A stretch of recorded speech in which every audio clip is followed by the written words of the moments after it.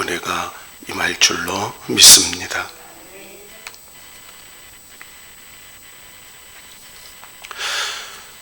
오늘은 종려주일입니다. 예수님이 십자가에 돌아가시기 위하여 이 땅에 오셔서 30년의 인생, 3년의 공생애를 마치시기 위하여 나귀 새끼를 타시고 예루살렘 성을 입성하는 날이죠. 평화의 왕으로 오셨고 구원의 왕으로 오셨던 예수님이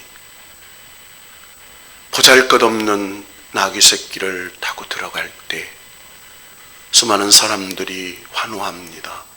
호산나 다윗의 아들 예수여 우리를 구하소서.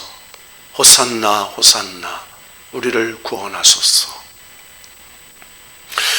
그러나 군중들의 그 환호와는 달리 주님은 우리의 죄와 허물을 위해 죽으러 가시는 고난의 길이었습니다. 그리고 이 종려주의를 시작으로 이제 주님께서 마지막 예루살렘 성에서 이제 십자가에 죽으시기까지를 제자들과 함께 성만찬을 제정하시고 그리고 겟세마네 동산에서 땀방울이 핏방울이 되기까지 기도하시면서 그리고 이 땅에 하나님의 아들로 오셔서 죽기까지 순종하심으로 우리의 죄를 대속하시는 그 은혜가 무엇인지를 보여주시면서 이제 십자가에 죽으시고 부활하시는 그 놀라운 역사를 우리에게 보여주시는 한 주였습니다. 여러분, 우리 기독교가 어떤 종교인가를 가장 잘 표현할 수 있는 상징물이 무엇입니까? 그것은 십자가일 것입니다. 오늘 빨간 색을 후드를 걸친 피의 십자가를 상징하는 그런 절기 표시를 하고 우리는 예배를 드립니다. 기독교는 십자가의 종교입니다. 십자가 위에서 우리를 위하여 피 흘리시고 죽으신 예수 그리스도를 믿는 종교입니다. 그래서 종교개혁자 마틴 루터는 성경을 짜보면 피가 흐른다라고 했습니다. 참깨를 짜면 참기름이 나오지만 성경 66권을 짜면 십자가에서 흘리신 예수 그리스도의 피가 나온다는 말입니다. 성경의 핵심은 예수 그리스도의 피요, 그리고 예수께서 죽으신 십자가인 것입니다. 십자가의 상징은 죄를 용서하신 하나님의 은혜와 사랑을 기억하는 것입니다. 십자가를 바라볼 때 그 십자가에서 나를 위해서 죽으신 하나님의 사랑, 그 십자가에서 죽을 수밖에 없는 죄인인 나를 용서하시는 하나님의 은혜, 그리고 영원한 지옥 갈 수밖에 없는 우리를 영원한 천국으로 우리를 옮겨주신 하나님의 그 크신 소망을 우리는 발견하는 것입니다. 대부분 사람들은 자기가 얼마나 끔찍한 죄인인지 모르고 살다가 모르고 죽습니다. 여러분, 그렇지 않습니까? 죄인인지 모르고 삽니다. 죄인인지 모르고 죽습니다. 그들은 죽은 후에 깨달을 것입니다. 그것도 지옥에서. 내가 죄인이었구나. 내가 죄 중에 살았구나. 죄 중에 죽었구나. 그리고 죽은 후에 깨달을 것입니다. 우리가 살아서 끔찍한 죄인인지를 알고 깨닫고 살면 그건 얼마나 큰 은혜인지 모릅니다. 여러분, 내가 목사인데 요즘 문득 나를 놀라게 하는, 나를 두렵게 하는 영적인 깨달음이 올 때가 있어요. 야, 목사인데 끔찍한 죄인이구나. 여전히 죄인이구나 깨닫습니다. 겉으로는 거룩한 죄입니다. 목사이기 때문에 믿음이 있는 것 같습니다. 하지만 내 속에는 나만 아는 죄가 있습니다. 나만 숨기고 있는 그런 어둠의 생각들이 있습니다. 우는 사자처럼 울면 삭히는 마귀가 내 생각과 마음에 불의 화살을 쏠 때가 있습니다. 누군가를 미워하는 마음을 넣습니다. 누군가를 쉬게 하는 마음을 품게 합니다. 누군가를 정죄하는 마음을 갖게 합니다. 주님만 아는 죄가 생각납니다. 그래서 얼마나 끔찍한 죄인인지를 깨달아갑니다. 그렇다고 제가 막 산 사람은 아닙니다. 도둑이요, 강도요, 살인자는 아닙니다. 그러나 죄의 실상이 얼마나 무섭다는 걸 깨달으니 비로소 내가 마음속에 품은 것도 살인이요, 마음속에 미워한 것도 살인이요, 마음속에 탐욕을 품은 것도 도둑질이요, 그것이 강도요, 죄에 있다는 것을 깨달아가면서 내가 죄인의 괴수랐던 바울의 고백이 저의 고백이 됩니다. 여러분, 고난주간을 시작하면서 어떻게 고난주간을 보낼 것인가 생각해 보셨습니까?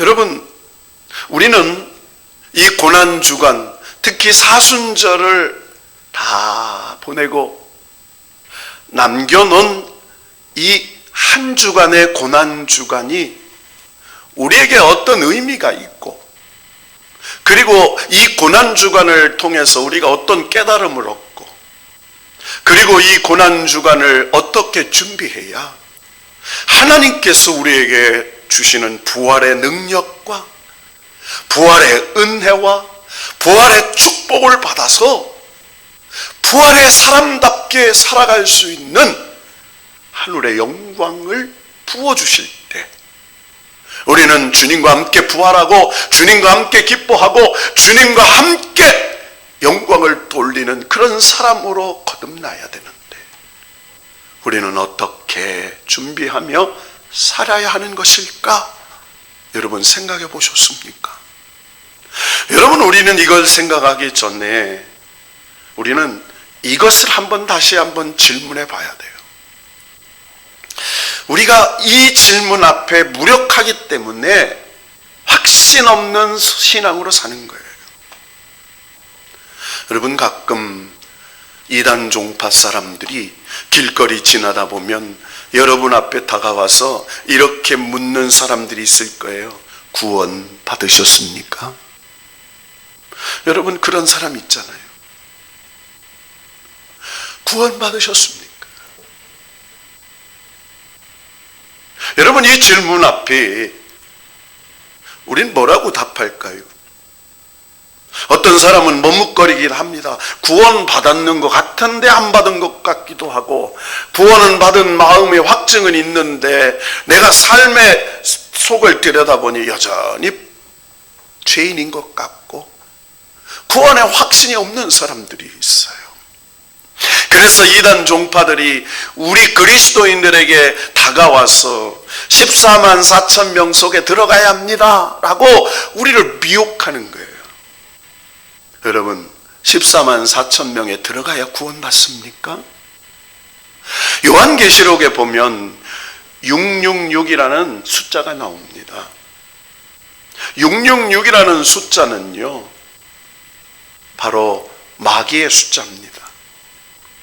로마 황제의 그 통치에 종속받았어 하나님의 통치를 외면하고 세상의 그 유혹에 넘어진 그 마귀에게 종속된 사람들, 앞으로 재림의 그날에 하나님을 배교하고 마귀와 세상의 곤중 권세 잡은 자를 따르는 자들이 받는 그런 상징적인 짐승의 표를 말하는 숫자예요. 여러분, 호지나 시인이라는 분이 그런 얘기를 했어요. 천국은 아라비아 숫자가 없다. 여러분, 숫자가 뭡니까? 숫자는 서열하는 거예요. 1, 2, 3, 4, 5, 6, 7 등. 그렇잖아요. 숫자라는 것은 경쟁을 상징하는 거예요. 숫자라는 것은 많고 적음을 표현하는 세상의 기준이에요. 천국은 그런 게 없다는 거예요. 그러면 14만 4천 명에 들어가야 합니다 라고 했을 때 14만 4천 명에 내가 들어갔을까? 라고 생각하면 그때부터 미혹당하는 거예요. 여러분, 생각해 보세요. 우리가 살았던 과거에 그 먼 과거부터 이 지구상에 얼마나 많은 사람이 살다가 갔어요. 현재 이 땅에 사는 사람이, 지구에 생존하는 사람이 70억에서 75억이랍니다. 그리고 앞으로 미래에 이 땅에서 살아야 할 사람들이 얼마나 많겠습니까? 그 사람 중에 14만 4천 명만 구원받는다면 저는요, 목사지만 하나님은 실패하신 거예요. 왜요? 그 수많은 사람들 중에 14만 4천 명만 구원하셨어요? 그럼 하나님, 그런 하나님 아니라는 거예요. 14만 4천이라는 뜻이 뭔지를 알아야 돼요. 여러분, 3이라는 숫자는 하나님의 숫자입니다. 그래서 삼위일체, 성부와 성자와 성령을 상징해요. 4라는 숫자는 이 세상의 인간의 완전한 그 인간 수를 말해요. 세상의 수를 말합니다. 그래서 3과 4를 더했더니 7이 돼요. 이게 완전수예요. 하나님의 수입니다. 그래서 첫째 날부터 일곱째 날 안식했던 천지창조의 기준이 거기 있는 거예요. 자, 그런데 14만 4천이라는 것을 사람들은 그것을 숫자라는 생각을 해요. 아니요. 여러분, 이 7이라는 숫자, 3과 4를 하나님의 수와 세상의 완전수를 곱했더니 12가 돼요. 이게 완전수입니다. 12지파, 12사도, 24장로 이런 것들이 쭉 성경에 등장해 상징수예요. 자, 이 12와 12지파와 12제 12의 이 12 상징수 곱하기 10의 3승 합니다. 여러분, 왜 10의 3승 할까요? 가로 곱하기 세로 곱하기 높이. 이게 수학의 방정식이에요. 이게 정방형의 완전한 그것을 상징해요. 그것을 곱했더니 14만 4천이 나와요. 무슨 말이에요? 하나님의 완전한 구원의 숫자를 말하는 거예요. 14만 4천 명이라는 서열의 얘기가 아니고 과거와 현재와 미래에 하나님을 믿고 구원받은 사람들의 완전한 사람들, 하나님이 구원하시는 그 엄청난 사람들을 말하는 거예요. 저와 여러분이 그 속에 있는 줄로 믿습니다. 여러분, 그래서요, 예단들이 우리에게 다가와서 구원받으셨습니까? 물을 때에 우리는 그 젊은 자에게 이렇게 대답을 해야 돼요. 무슨 구원이요? 따라해보세요. 무슨 구원이요? 한번 따라해보세요. 무슨 구원이요?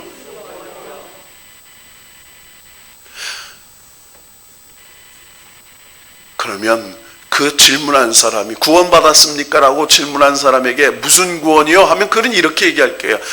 구원이 구원이지 무슨 구원도 있습니까? 여러분, 성경은 구원의 의미를 여러 가지 말을 하고 있어요. 무슨 구원을 말합니까? 라고 질문해야 돼요.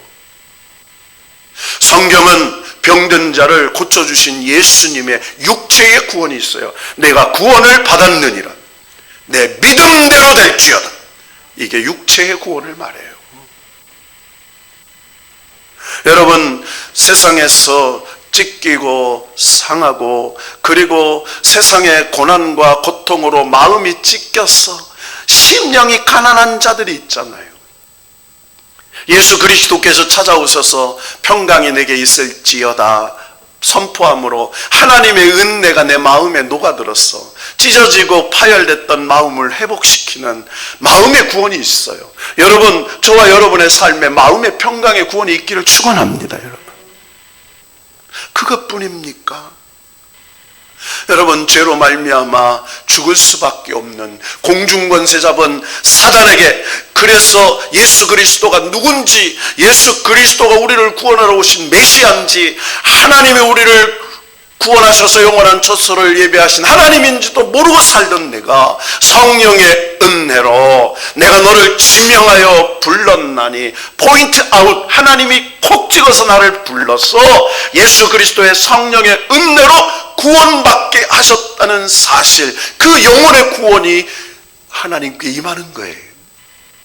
그래서 그 영혼의 구원을 오늘 내가 믿고 하나님의 영원하신 하나님의 생명에 내가 접속되어 살 때에 오늘 그 영생의 기쁨을 오늘 누리면서 앞으로 영원한 천국의 영생의 기쁨에 주시는 하나님과 함께 사는 것이 완전한 구원, 전인적 구원인 말씀하는 줄로 믿습니다. 여러분, 우리가 그걸 알아야 돼요.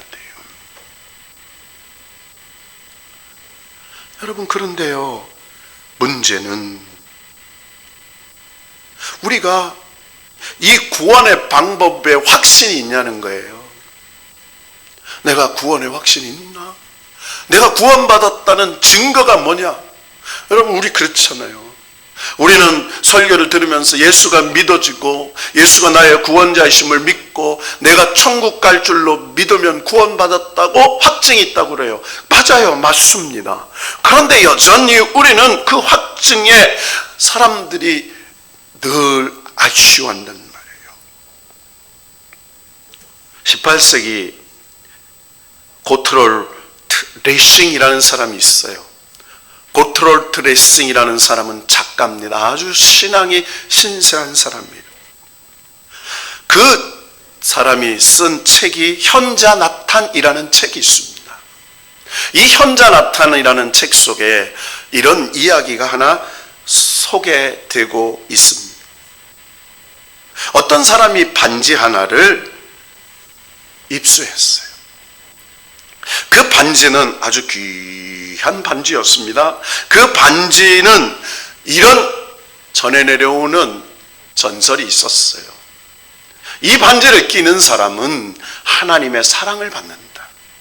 이 반지를 끼는 사람은 사람의 사랑을 받는다.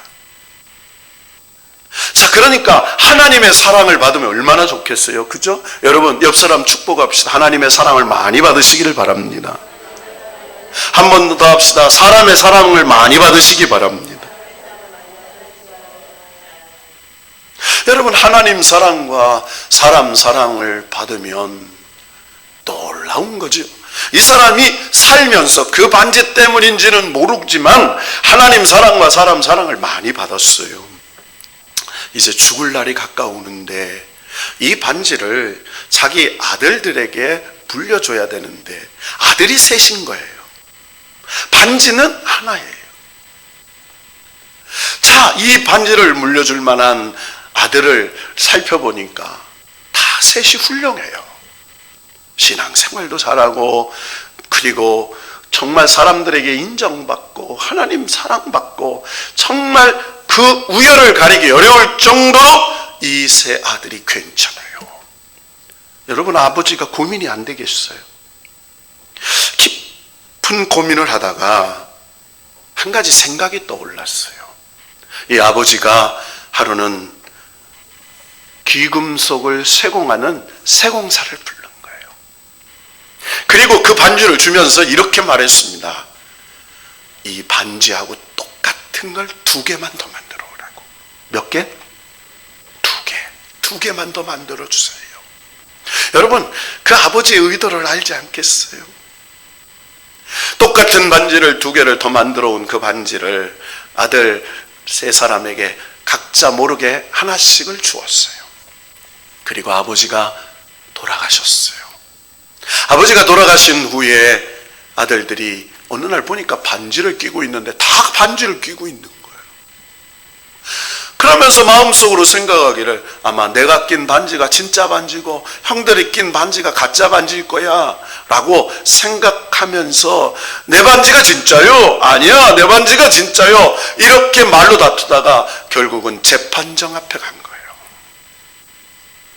여러분, 재판장이 누가 진짜 반주인지 아버지한테 들어봤어요. 뭐 솔로몬도 아니고. 얼마나 고민이 됐든지 고민하다가 그 반지가 어떤 반지인지를 얘기를 들었어요. 하나님 사랑과 사람 사랑을 받는다는 것을 알고 그 재판장이 지혜를 하나 내놓고 이렇게 말했어요. 그 반지가 진짜인지 가짜인지를 아는 방법이 있다. 앞으로 하나님 사랑과 사람 사랑을 받는다고 했으니 너희가 살아보면 하나님 사랑받고 사람 사랑 받았는지 그대로 실천해보면 나중에 알 거다.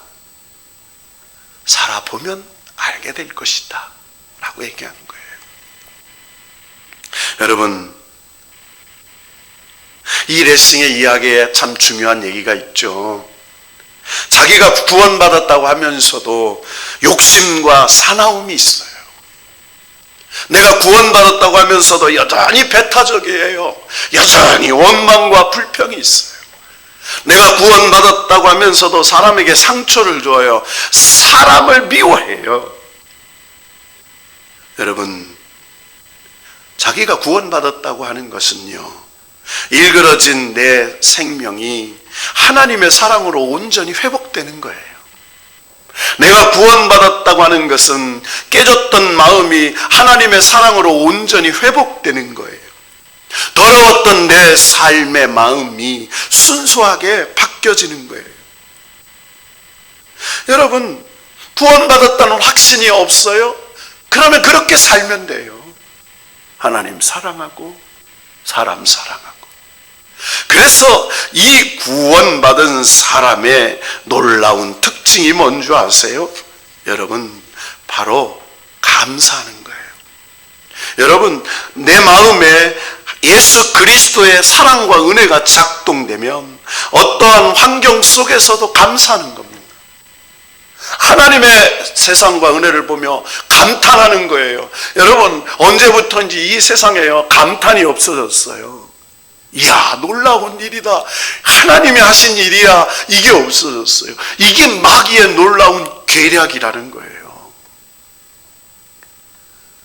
구원받은 사람의 마음에는 여러분, 감사가 넘치고 감탄의 능력이 있는 거예요. 사랑이 샘솟는 거예요. 여러분, 그렇잖아요. 이해할 수 없는 걸 이해해요. 사랑할 수 없는 걸 사랑하게 돼요. 그리고 하나님의 그 놀라운 믿음의 눈으로 보면 감탄이 나오는 거예요. 여러분, 영생은요, 영원히 사는 시간으로 나타나는 게 아닙니다. 여러분, 영생이라는 게 뭔지 아세요? 영원하신 하나님의 생명에 접속하며 사는 거예요. 영원하신 하나님이 주시는 기쁨, 영원하신 하나님이 주시는 은혜, 영원하신 하나님이 주시는 그 사랑에 내가 접속되어서 사는 것, 그것이 오늘 영생을 누리는 거예요. 그 영생을 누리는 것에, 영원하신 하나님의 나라에 고통도 없고 슬픔도 없고 괴로움도 없고 죽음도 없는 그날에 완전히 들어가는 것이 완전한 영생을 얻는 거예요. 이 은혜와 소망이 저와 여러분에게 부어진 줄로 믿습니다. 여러분, 오늘 이 사순절, 여러분 마지막 한 주를 남겨놨어요. 여러분, 사순절의 의미를 다 알고 있지만 우리 한번 생각해 봐요. 사순절이 뭐야? 여러분, 초대교회는 예수님이 무덤에 들어가셔서 40시간을 계셨어요. 그 40시간을 계산해서 예수님의 죽으신 그 음부와 사망과 지옥 권세와 싸우는 그 시간에 우리가 주님께서 그 영적인 전투를 벌일 때 우리가 주님의 고난과 십자가의 그 은혜를 묵상하며 기도하는 그런 시간을 가졌던 의미가 있었어요. 그러나 1세기, 2세기, 3세기가 지나면서 사순절의 의미를 바꿉니다. 여러분, 예수 그리스도께서 우리가 정말 공생애를 시작하실 때 어디로 갑니까? 예수님께서 공생애를 시작하시면 40일 동안 광야에서 금식하세요. 여러분, 이 40이라는 숫자는 성서적 의미의 준비하는 시간이에요. 따라봅시다. 준비하는 시간. 그래서 하나님의 은혜를 받을 준비하고, 하나님의 회복을 받을 준비하고, 하나님의 축복을 받을 준비하고, 사명을 이룰 사명을 준비하는 성서적 준비의 시간이에요. 예수님이 40일 동안 광야에서 금식하셨어요. 모세도 시내산에서 40일 금식한 후에 하나님의 말씀을 받고 이스라엘 백성을 이끌어가요. 엘리야도 하나님의 산에 가서 40일 금식한 후 그 새로운 사명을 받아서 하나님의 영광을 드러내는 사역을 해요. 이스라엘 백성들도 40년간 광야에서 훈련받고서야 가나안에 들어갈 수 있었어요. 여러분, 40이라는 사순절의 기간은 준비하는 기간입니다. 따라봅시다. 준비하는 기간. 예수님의 고난당하심과 부활하심에 대한 신앙의 영적 준비하는 기간이라는 거예요. 준비되지 않은 심령에게는 하나님이 주신 은혜의 십자가의 은총을 누릴 수가 없습니다. 준비되지 않은 심령은 하나님의 그 놀라우시는 축복을 받을 수가 없습니다. 여러분, 그래서 사순절은 제의 수요일에 시작해서 그 수요일, 제의 수요일에 첫 번째 한 끼를 금식하며 죄를 뒤집어 쓰고 기도하며 시작해요.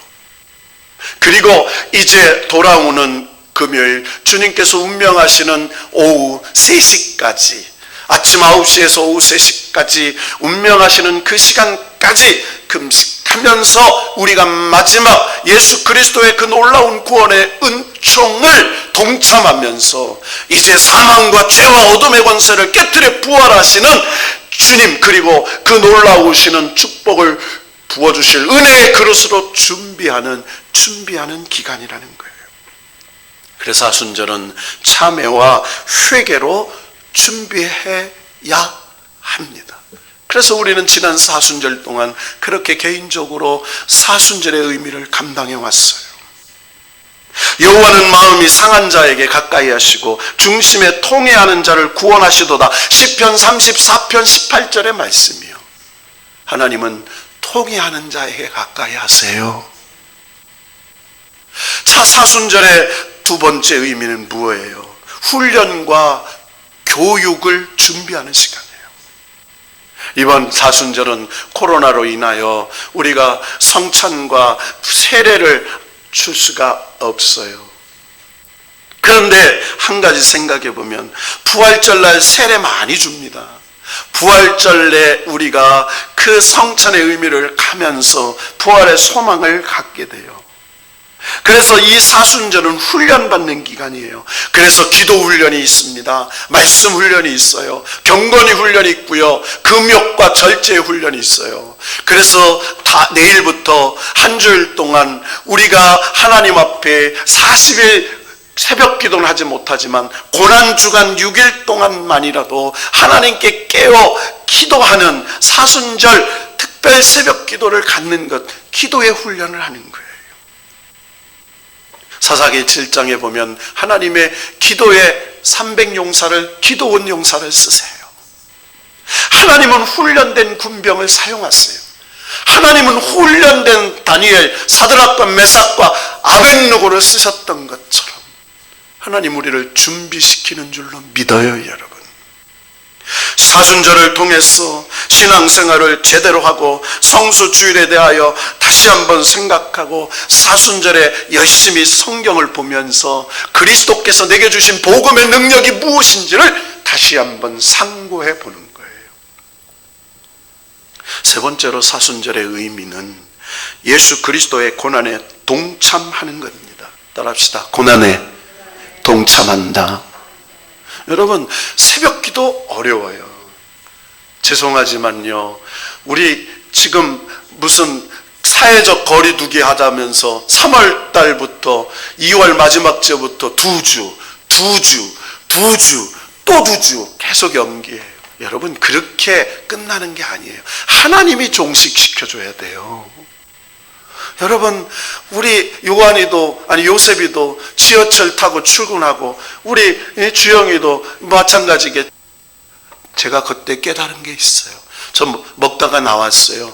내가 걸리면 우리 교회 폐쇄되니까 거기 오래 있으면 안 되겠다. 목사님들만 있으면 괜찮은데 식당에 얼마나 사람이 많은지요. 한 3, 40명 있어요. 그래서 제가 쉬다 가다가 나왔어요. 여러분,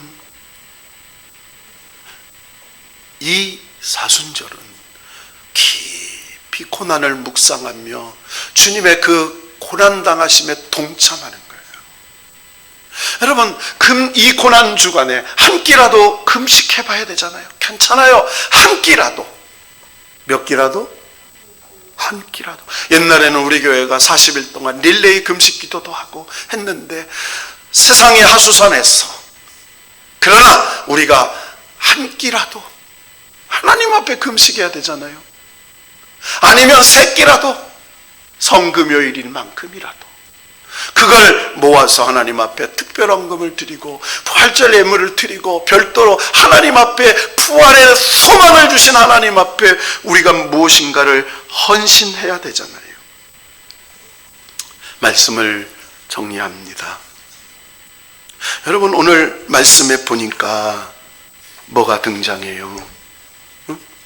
오늘 마태복음 27장 말씀에 보면 주님께서 잡히시고 대제사장과 본디오 빌라도에게 고난받으시는 장면이 나오는 거예요. 여러분, 세상 가운데 제일 억울하다고 생각한 사람이 누굴까요? 여러분, 이거 마치면요, 여러분, 제가 이거 마치면 제가 마스크 KF94 KF죠? 네, KF94 내가 짱 박아놓은 거, 아니 그런 말 하면 안 되는데 5개 드릴게. 5개. 세상에서 제일 억울한 사람 예수님. 참 그러게 예수님 제일 억울하죠. 그런데 아이고 1%가 모자라. 이제 예수님 하나님 아들이시니까 빼고 누굴까요? 시몬 베드로. 한 번만 더. 누굴까? 땡. 시간이 없어서. KF94 5개 날라갔네. 자, 세상에서 제일 억울한 사람은요, 다름이 아니라 잘해보려고, 자신있게 잘해보려고 했는데 그 과정은 무시되고 결과만을 가지고 평가듣는 사람 아니겠어요? 그렇잖아요. 잘해보려고 했는데 잘못됐어. 그걸 가지고 사람들한테 막 욕먹는 사람이에요. 특히 그 결과조차 인정할 수 없는 경우는 그 억울함이 얼마나 심하겠어요. 그렇죠? 결과 나 그거 그렇게 하려고 한 거 아니야. 거기다가 그 순간의 결정에 대해 하루에도 수십 번, 아니 수백 번, 수천, 수억만 번 더 많은 곳에서 더 많은 사람이 자신이 욕을 한다고 생각해 보세요. 여러분 생각을, 하루에 수천 명, 수만 명, 수십만 명이 나를 욕해. 그것도 매일매일. 여러분, 그 사람은요, 지옥 뚫고 나와서 나 그러고 싶지 않았다니까, 나 그렇게 하려고 하지 않았어, 나 세상에서 제일 억울한 사람이야 라고 말할 사람이 있어요. 여러분, 그 사람은요, 본디오 빌라도요. 누구라고요? 본디오 빌라도요. 우리가 사도신경을 신앙 고백할 때 이 빌라도는, 여러분, 디베리우스 로마 황제가 이 바로 갈릴리, 이두메, 그리고 유대의 총독으로 파송한 사람입니다.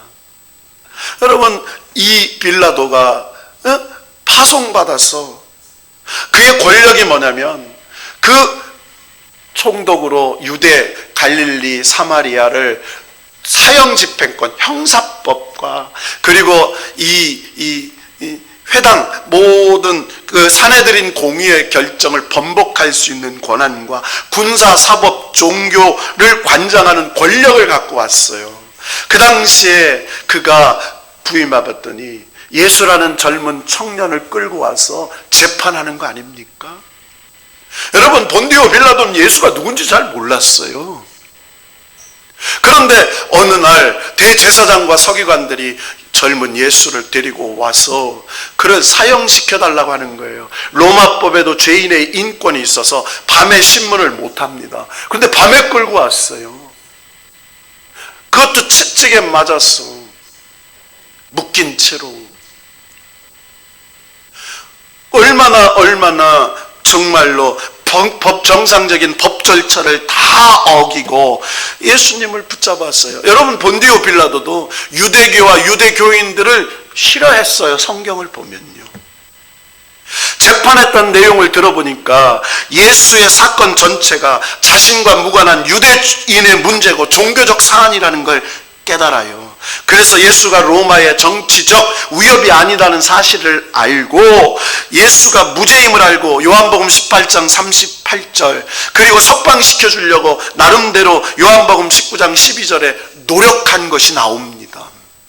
거기다가 빌라도의 아내가 꿈에 예수님이 그렇다는 것을 받고 자기 남편에게 그 죄가 없다고 풀어주라고 하잖아요. 아내가, 사랑하는 아내가 풀어주라고 해요. 그래서 풀어주기로 마음을 먹은 겁니다. 그런데요, 성경에 보니까 오히려 예수님이 수동적이에요. 아무 말도 아니고, 유대인의 왕이냐? 그렇다. 여러분, 풀어주겠다고 하는데요, 풀려나려고 하질 않아. 여러분, 생각해 봤어요? 빌라도가 풀어주려고 했어요. 그런데 풀려나려고 하질 않아. 억울하잖아요. 그리고 사도신경을 고백할 때도 본디오 빌라도의, 여러분, 그건 저주예요. 본디오 빌라도의 뭘 받아? 여러분, 그렇잖아요. 매일매일, 오늘 우리도 하잖아. 얼마나 많은 걸 합니까? 억울하지 않겠어요? 자, 그런데요, 빌라도가 충격을 받아요. 조금도 살 기미를 나타내지 않아요. 그러니까 이 빌라도가 방법을 하나 찾아내요. 예수가 죄가 없음을 알고 유대의 유월절 날에 죄수 하나를 풀어주게 돼 있어요. 그래서 그 유대인들이 싫어하는 바라바와 그리고 예수님을 세워놓고 누굴 풀어주냐 라고 선택하라 하면 당연히 이 흉악한 강도 살인범 바라바보다 예수님을 놓아줄 거라고 생각했는데, 이 대제사장과 유대 서기관들에게 매수당한 유대인들이 바라바를 놓아주라고 외치니, 여러분, 빌라도가 뭐예요? 어쩔 수 없어서 바라바를 풀어주고 예수를 십자가로 못 박으라고 그래요. 그러면서 그가 손을 씻으면서 나는 무죄하노라 이렇게 얘기해요. 여러분, 나는 무죄한다고 무죄가 됩니까? 그 선고로 영원토록 저주받는 인생이 되어버리는 거예요. 여러분, 나는 본디오 빌라도가 굉장히 억울한 사람이라고 생각해요. 지옥에서 뛰어나와야 돼. 나 풀어주려고 그랬다니까. 나 듣다 열받네. 왜 매일 나를 불렀어? 해야 돼요. 그런데 우리가 분명히 알아야 될 사항이 하나가 있어요. 그게 뭐예요? 바로 우리가 한 가지 물어야 될 것은 이 본디오 빌라도가 어떻게 살았냐는 거예요. 그는 이익 중심으로 살았어요. 그는 그 이익이 목적이었어요. 그 인생의 방향. 왜 그렇게 많은 사람의 입에 오르내리는 결정을 했을까? 여러분, 신앙 선택은 사항은 선택이잖아요. 매일매일 하나님의 인도하심을 따르는 선택을 해야 돼요. 마귀의 유혹을 따를 것인가? 육신의 정욕, 안목의 정욕, 이성의 정욕을 따를 것인가? 하나님은 하나님의 인도하심을 받을 것인가? 선택이에요. 여러분, 우리가 인생을 바라보며 목표가 누구예요? 예수 그리스도를 바라보는 거예요. 예수 그리스도를 바라보는 목표를 잃어버렸어요. 이 사람은 목적도 목표도 없는 사람이 되어버렸어요. 여러분, 우리가요 목적과 목표를 따라 산다고 하면서 아브라함의 예를 들을 수 있어요. 하나님이요 목적과 목표를 주셨어요. 열방의 아비로 민족을 번성케 하신다고 했어요. 그런데 백세가 되도록 나이가 먹어감수록 없어요. 그러다가 기다리지 못하고 인간의 수단과 방법으로 여러분 누구를 하갈을 통해서 아들을 낳아요. 그런데 하나님 그걸 인정 안 하시잖아요. 그리고 백세에 하나님의 씨로 주신 하나님의 방법으로 주신 이삭, 그 약속의 아들이 하나님 약속의 아들이 되는 거예요. 여러분, 우리가 목표를 이루기 위해서, 목적을 이루기 위해서 인간의 수단과 방법이 이런 결과를 낳는다는 겁니다. 신앙의 가장 큰 위기는 목적을 상실하는 것이 아니라 그 목적을 이루는 방법이 보이지 않을 때 하나님을 신뢰하지 못한다는 겁니다. 말씀을 정리합시다. 일주일에 한 번 예배 드리니까 몇 주째 좀 길어도 이해하세요. 그 대신에 오후 예배가 없다고 생각하세요. 할렐루야. 아멘을 안 하나니.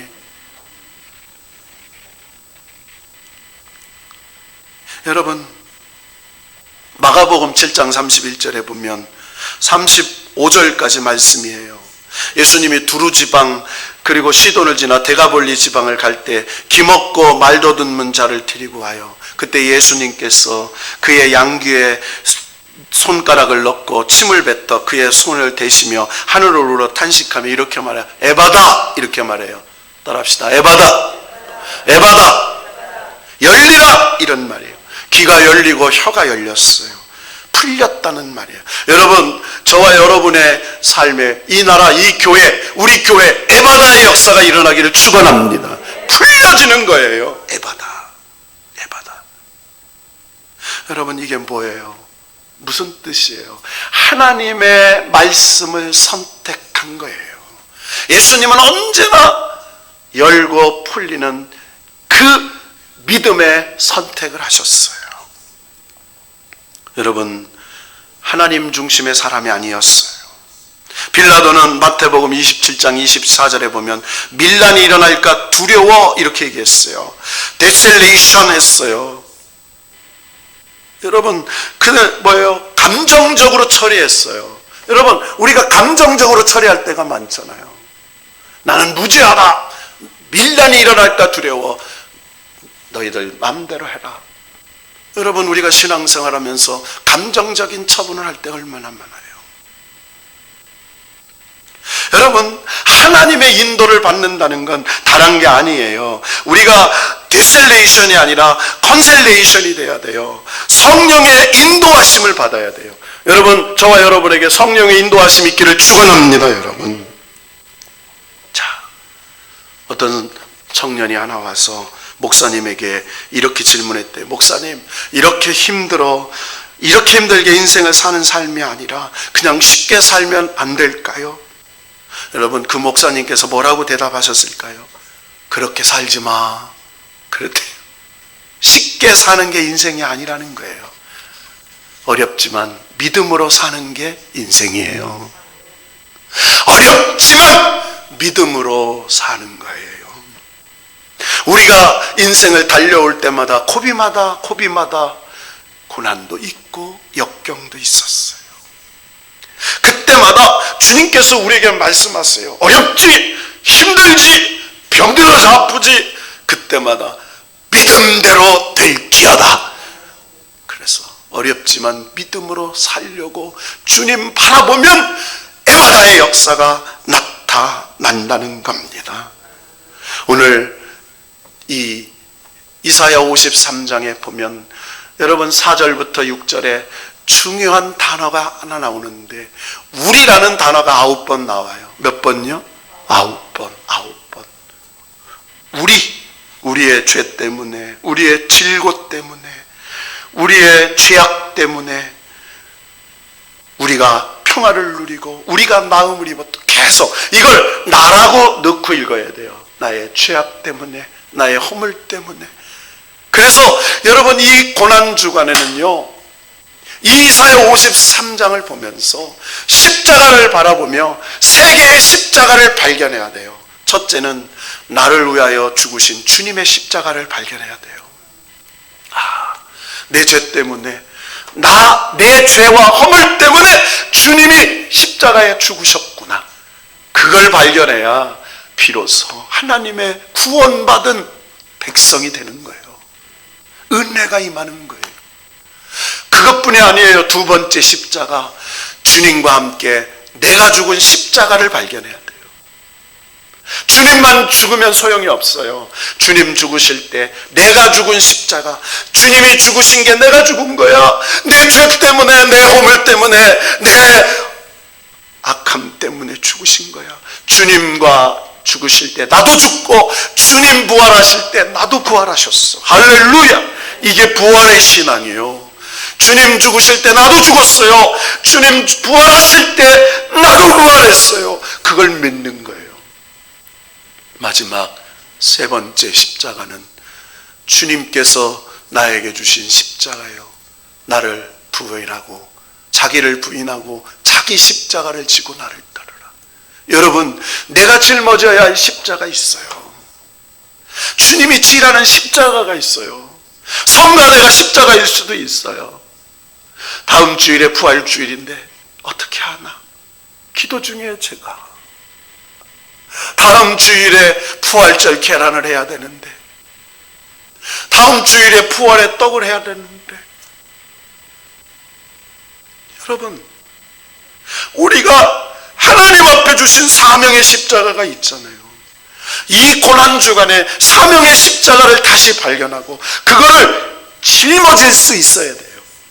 구레네 시몬, 억지로 준 십자가지만 그의 후손들이 하나님의 거룩한 가문으로, 축복의 가문으로 하나님의 영광을 받은 지도자들이 되잖아요.